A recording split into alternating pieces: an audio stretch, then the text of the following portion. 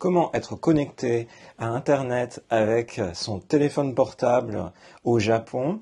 C'est ce qu'on va voir dans cette vidéo. Mais Sakura, c'est Morgane sur la chaîne de Rosalis. Et aujourd'hui, on se retrouve pour une vidéo à propos des méthodes de connexion à Internet sur réseau mobile avec son téléphone portable quand on est en voyage au Japon. On a déjà fait dans le passé des vidéos à ce sujet-là en abordant deux cas possibles. D'une part, le cas d'avoir un pocket Wi-Fi, c'est-à-dire ces petites bornes qui sont connectées à Internet via le réseau cellulaire et qui ensuite permettent à votre tablette, à votre smartphone de s'y connecter et ainsi vous avez accès à Internet un peu partout.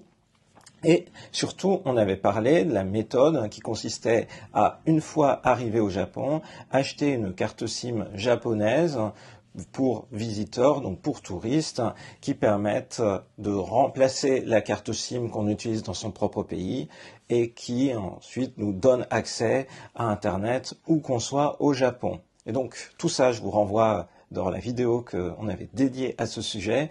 Maintenant, je voulais aborder une méthode plus moderne parce que quand on avait fait cette vidéo, il s'agissait en fait de remplacer sa carte SIM par une carte SIM japonaise le temps de son déplacement au Japon. Mais en fait, récemment, la plupart des smartphones ont la possibilité d'utiliser des eSIM.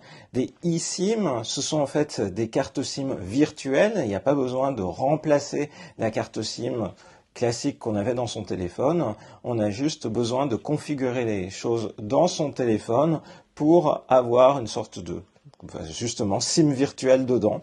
Et par exemple, sur les modèles d'iPhone récents, il est tout à fait possible d'avoir ça. Ça veut dire que concrètement, on va garder dans son téléphone la carte SIM de son opérateur entre guillemets historique, de son opérateur français. Par exemple, ici, j'ai le téléphone de Rosalis. Elle va garder la carte SIM de son réseau français, ce qui permettra quand même pour elle de recevoir éventuellement des appels. Alors, en fonction du fait d'avoir pris une option voyage à l'étranger ou non, ça va lui coûter plus ou moins cher, mais en tout cas, voilà, elle reste joignable à son numéro classique, et en même temps, elle va avoir un accès à des données via une carte eSIM japonaise au réseau cellulaire japonais en direct et pour un moyen financier, un montant financier bien moindre par rapport au fait de prendre une option chez son opérateur français. Par exemple, à l'heure actuelle, chez son opérateur français, à Rosalis, il y a la possibilité d'avoir une option internationale pour un mois et d'accéder à 10 gigas de données. Et c'est tout.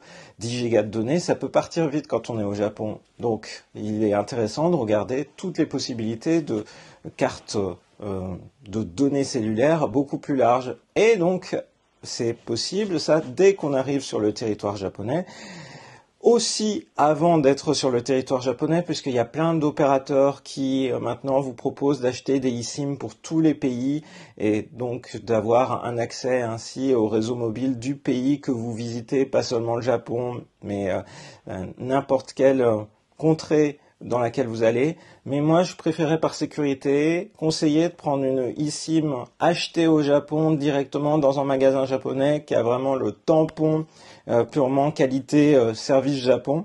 Et donc, pour ça, simplement, dès qu'on sort de la zone de débarquement dans votre aéroport, Haneda, Narita ou autre, il suffit d'aller dans un magasin Bic Camera ou autre. Il y a même des distributeurs automatiques en fait de cartes de eSIM.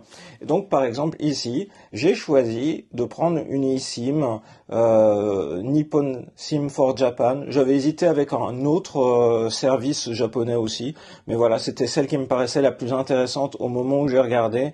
Donc une carte SIM 50 gigas de données pour 30 jours. 50 gigas de données pour 30 jours, ça a coûté l'équivalent de 30 euros. Donc exactement le montant que je donnais de l'option éventuelle pour avoir 10 gigas avec l'opérateur français. Donc autant dire que c'est très intéressant et on se connecte ainsi directement. On va voir comment ça s'installe en fait. C'est devenu tellement facile d'installer ce type de dispositif C'est juste fou par rapport à l'époque où il fallait une SIM justement physique, avoir le petit pin pour ouvrir, pour remplacer, pour bien configurer les choses. On va voir ça. Donc on a le téléphone de Rosalis. Pour que ça fonctionne, les eSIM, on va aller dans données cellulaires, puis ensuite ajouter une carte eSIM. À partir de là, on attend que ça charge, voilà, transférer soit depuis un iPhone à proximité, là c'est pas en transfert d'un téléphone à un autre, mais c'est utilisé en QR code. En fait, le QR code, c'est justement quelque chose qui est fourni quand on achète une eSIM.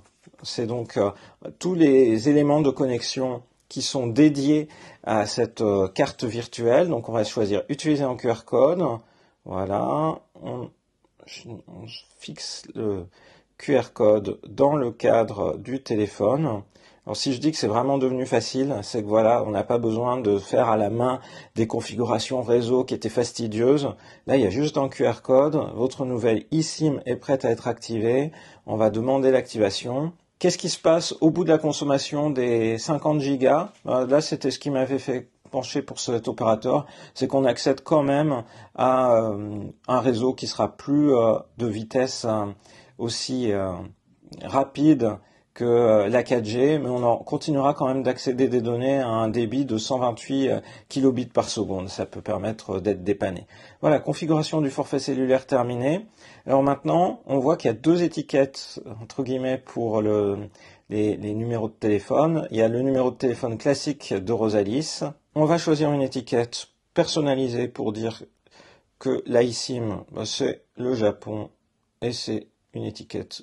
Voilà, on va choisir Japon. Donc on voit que le numéro japonais, qui est un numéro auquel on ne peut pas appeler, c'est un numéro virtuel. Ensuite, on choisit principal pour le numéro classique d'appel. E-message et FaceTime, il n'y a pas lieu de choisir. Et pour les données cellulaires, on précise bien qu'on va utiliser le réseau japonais, enfin la carte eSIM japonaise. On voit qu'on a la possibilité de basculer si par exemple le réseau cellulaire japonais de la eSIM n'était pas satisfaisant vers le réseau cellulaire de son téléphone principal, mais évidemment le principal c'est la SIM française, donc c'est pas ce qu'on souhaite, donc on va pas activer ce basculement des données cellulaires. Et voilà, donc ici on voit que la SIM japonaise a été configurée et installée. Ça veut dire que maintenant, si je me retire du réseau Wi-Fi, eh bien, j'aurai accès à Internet. Et oui, tout de suite, tout fonctionne. Ah, c'est d'une rapidité. J'ai pu faire cette vidéo avec tout mon speech introductif en moins de 10 minutes. Ce qui montre bien combien c'est facile et rapide d'installer ce type de carte virtuelle sur son téléphone. Donc évidemment, avant d'acheter une eSIM, vérifiez que votre téléphone est compatible avec les eSIM.